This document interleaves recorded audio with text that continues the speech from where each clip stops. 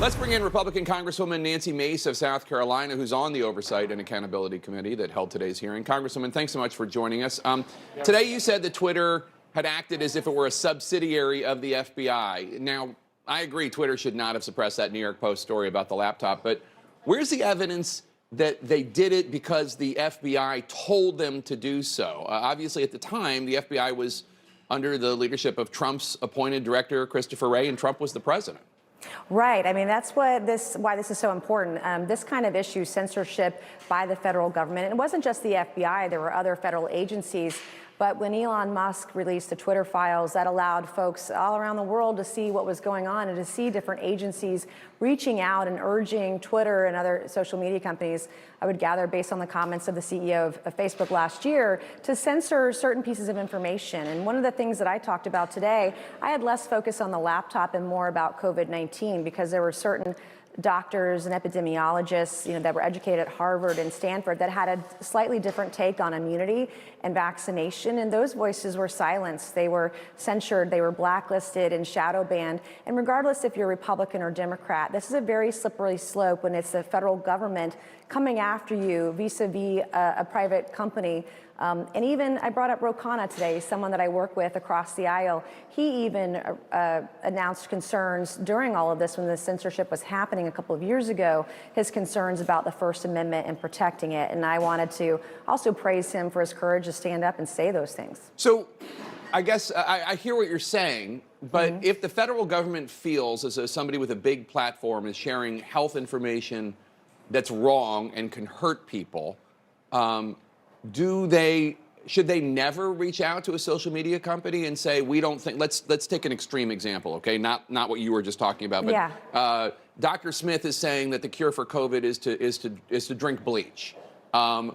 Should they not voice a concern? I mean, I guess the question is, where do you draw the line, right? Right. Well, one of the tweets that was censured by Twitter, and I showed it today in the hearing, was an actual chart from the CDC with real information from the government, and that user only had 18,000 followers, and that was shadow banned. And so these are real researchers, medical researchers, epidemiologists, and doctors. It's not just in theory. If Dr. Smith told you to inject bleach, I'm certain the state that Dr. Smith was licensed in, he would lose his medical license because that's sort of outrageous and radical. But this is not what we're talking about. We're talking about doctors and researchers who were silenced, and they were even using our own government data, which according to Twitter standards is accurate. And so that's where I think where we need to take a closer look at it and why it's really important to have this conversation. And it shouldn't be a partisan conversation. As you know, COVID-19 doesn't care if you're Republican or Democrat. No. And No, I agree. I mean, it's interesting. I wondered what you thought of when your colleague, Congresswoman Alexandria Ocasio-Cortez, the Democrat from New York, she argued that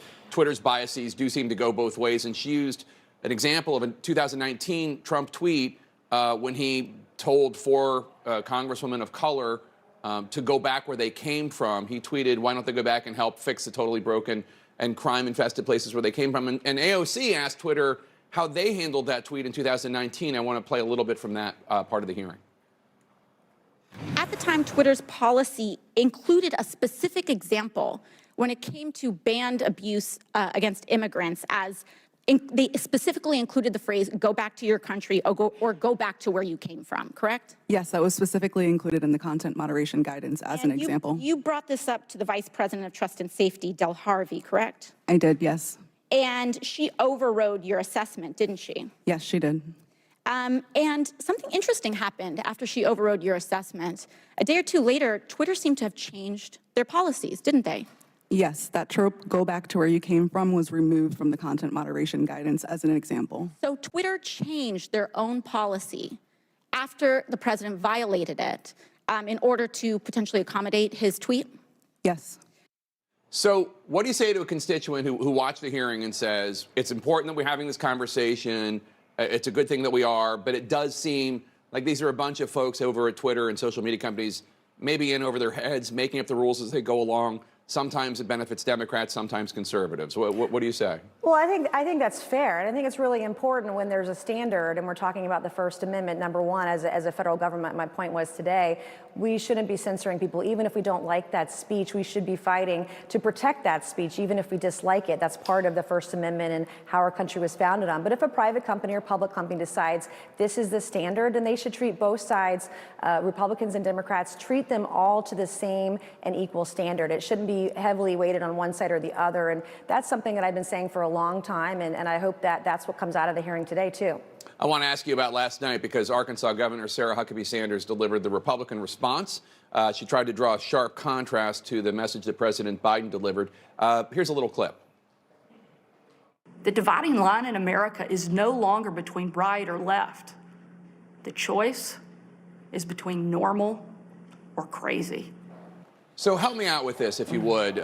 Marjorie Taylor Greene, Paul Gosar, George Santos, are they on the normal side or the crazy side, according to your party? Well, I've called for George Santos to resign a number of times since we found out about all of the lies that he told to get elected and possible campaign finance issues, and hopefully those are being investigated by both ethics and the FEC right now. But it is an issue. They're the far right and the far left, and I've been saying this for a long time. As someone who gets a lot of threats in their life, I see it from both sides. Jake, I've had 3 threats on my life in the first 4 weeks of this year, and I get them from both sides of the aisle. And so I don't see it in the same lens. I see this as being an issue about the American people, and I believe that there are a lot of people who've left the Republican Party and left the Democrat Party because they feel like their voices aren't being represented, and both sides of the aisle are largely missing the fact that independents are outnumbering both sides. I see it in my district. Independents outnumber Republicans in the 1st Congressional District in South Carolina, and those people feel like their voices are missing because of some of the fringe elements that we see on both sides of the aisle. And those that live in swing districts and purple districts like mine, we really understand what's going on the ground. Republican Congresswoman Nancy Mace of South Carolina, thank you so much. Good to have you. Thank you, Jake.